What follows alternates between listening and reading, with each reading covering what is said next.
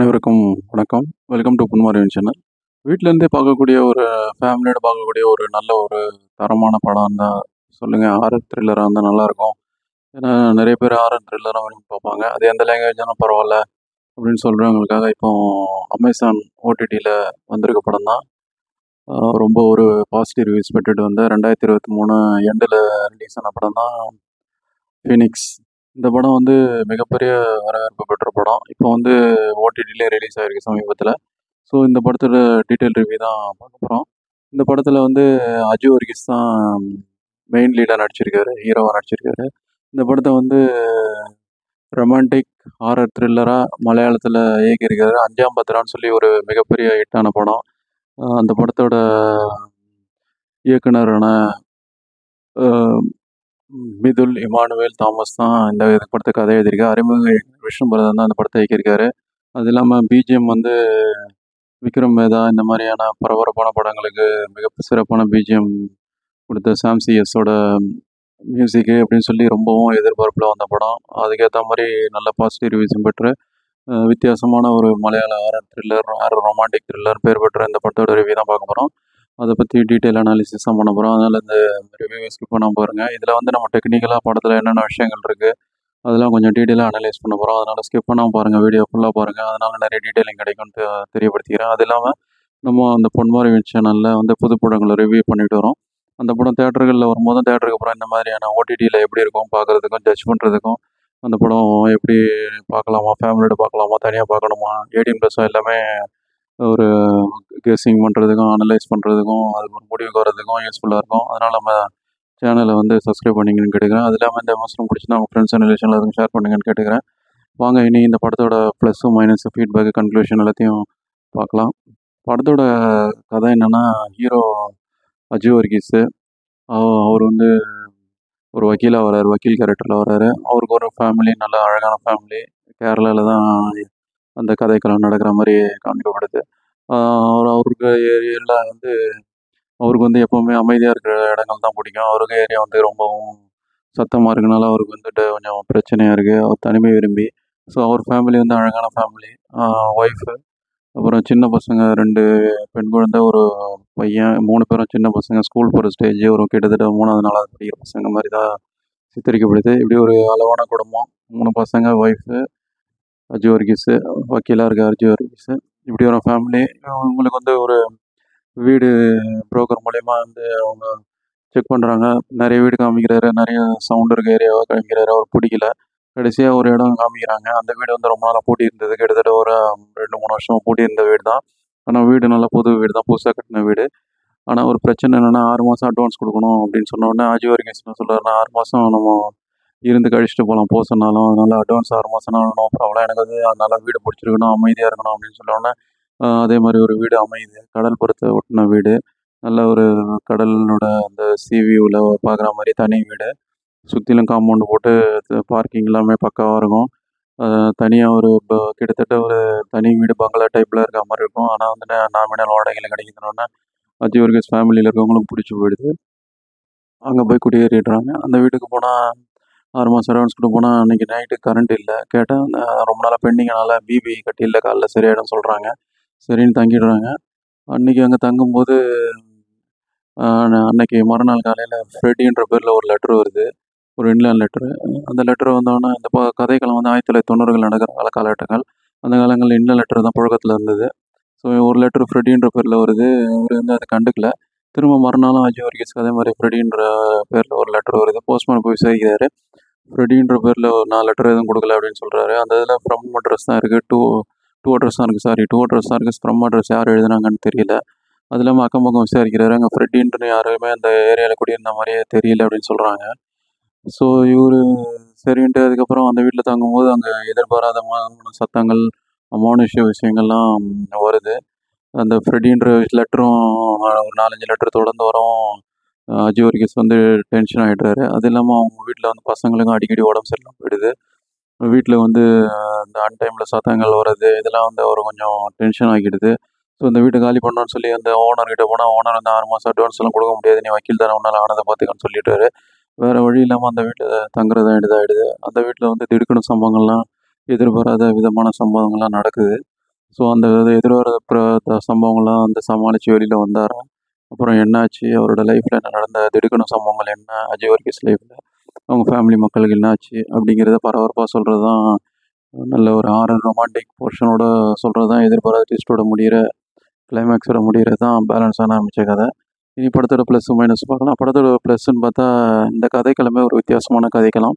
எப்படி அந்த காலத்தில் ஒரே டிக்கெட்டில் 2 படம் அப்படின்னு சொல்கிற மாதிரி இந்த படத்தில் வந்து ஒரே படத்துலேயே வந்து ஒரு ஹாரரும் இருக்கும், ரொமான்டிக்கும் இருக்கும். ஆனால் 2மே வேறு வேறு ட்ராக்கில் பயணித்து ஒரு கோட்டில் இணையும். அப்படி ஒரு வித்தியாசமான ஒரு கதைக்களத்தை வந்து எழுதியிருக்காரு. ஏற்கனவே 5ஆம் பாத்திரம்னு சொல்லி ஜெயசூர்யா அவர்கள் நடிப்பில் வந்து மிகப்பெரிய வெற்றி பெற்ற மலையாள படம். அதுவும் நல்ல ஒரு த்ரில்லர் படம், கிரைம் த்ரில்லர் படம். அந்த படத்தையும் கதை எழுதின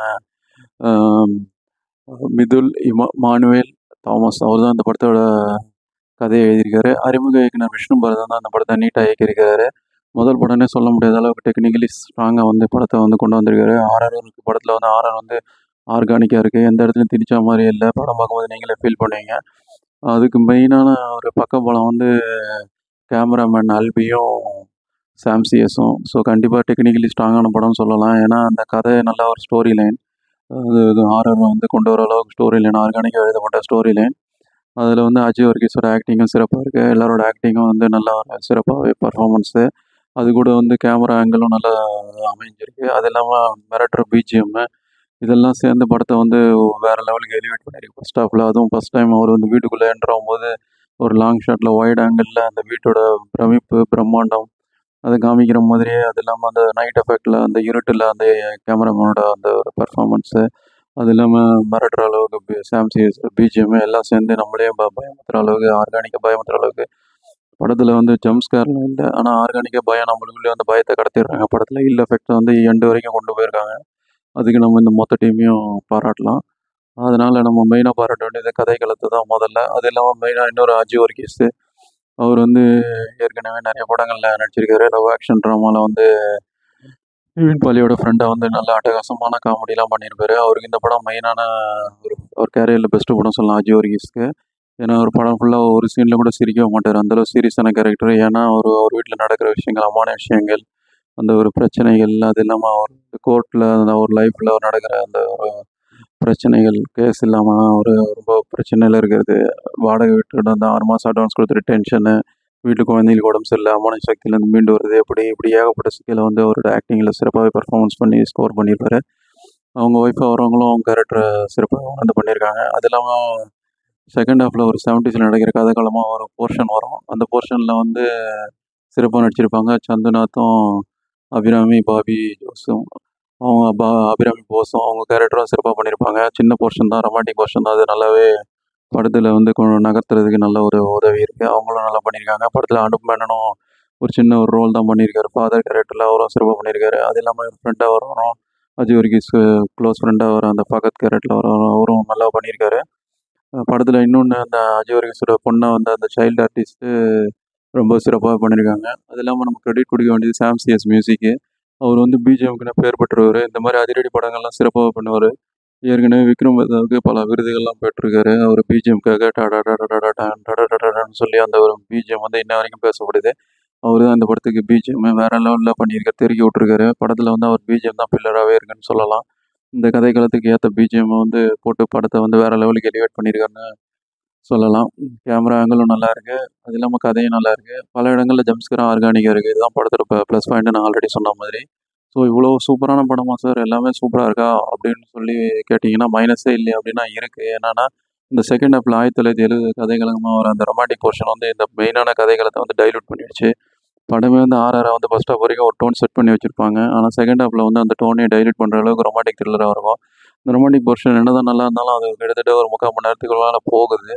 அதை கம்மி பண்ணிவிட்டு இவங்க இதுலேருந்து எப்படி மீண்டு வராங்கன்னு சொல்லி ட்ரைலரில் காமிச்ச ஒரு சில விஷயங்களை இதில் சேர்த்து ட்ரெய்லர் கட் பண்ண விஷயங்களை இதில் காமிச்சு பண்ணிட்டு இன்னும் கொஞ்சம் டெம்போ ஏற்றிருந்தா இன்னும் படம் வேறு லெவலுக்கு போயிருக்கும்.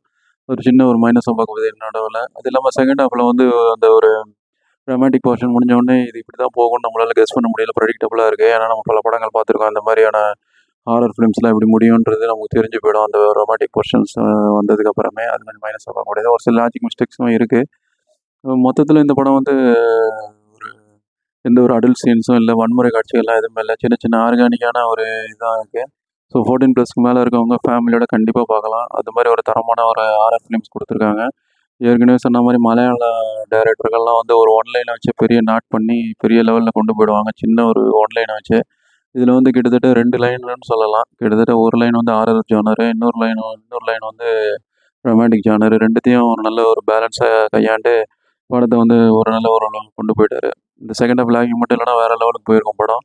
மத்தபடி இது கண்டிப்பா வீட்லருந்து ஃபேமிலியோட பார்க்கக்கூடிய ஒரு தரமான ஒரு ஹாரர் த்ரில்லர். ஒரு ஹாரர் த்ரில்லர்லயே ஒரு புதுமையான ஒரு ஹேண்ட்லிங், நரேஷன் கண்டிப்பா எல்லாத்துக்கும் சிறப்பா கையாண்ட அந்த அ படத்தோட கதை எழுதின அந்த மிதுல் இமானுவேல் தாமஸ்க்கும், அப்புறம் படத்தோட டைரக்டரான அறிமுக இயக்குனர்னு சொல்ல முடியாத அளவுக்கு சிறப்பான எக்ஸ்பீரியன்ஸ் ஆக்டர், டைரக்டர் மாரி பண்ணியிருக்க விஷ்ணு பரதனுக்கு பாராட்டு தெரிவிச்சுக்கலாம். சாம் சிஎஸ்க்கும் எக்ஸ்ட்ரா கிரெடிட் குடுக்கலாம். இவங்க 3 பேரோட டீம் அப், அது இல்லாம டெக்னிக்கல் டீம் மொத்த குரூப்புக்குமே பாராட்டலாம். கண்டிப்பா இந்த படம் வந்து நீங்க கண்டிப்பா வீட்ல இருந்தே பார்க்கலாம். ஓடிடில பார்க்கலாம். இந்த படம் ஏமாத்தாது. கண்டிப்பா ஹைலி ரெக்கமெண்டட் படம். பார்த்துட்டு உங்க கருத்துக்கள, பின்னூட்டங்கள தெரியப்படுத்துங்க. இன்னொரு முக்கியமான விஷயம், ஃபேமிலியோட பார்க்கலாம். ஸோ இந்த ரிவ்யூ பிடிச்சிருந்தா உங்க ஃப்ரெண்ட்ஸ் அண்ட் ரிலேஷனுக்கு ஷேர் பண்ணுங்கன்னு கேட்டுக்கிறேன். இது மாரி பல ரிவ்யூக்கள்லாம் வரணும்னா உங்க சப்போர்ட் ரொம்ப முக்கியம். அதனால நம்ம சேனல சப்ஸ்கிரைப் பண்ணீங்கன்னு கேட்டுக்கிறேன். வேறு ஒரு திரை விமர்சனம் அல்லது முன்னோட்டம் அல்லது ரிவ்யூல சந்திப்போம். அதுவரை நன்றி, வணக்கம்.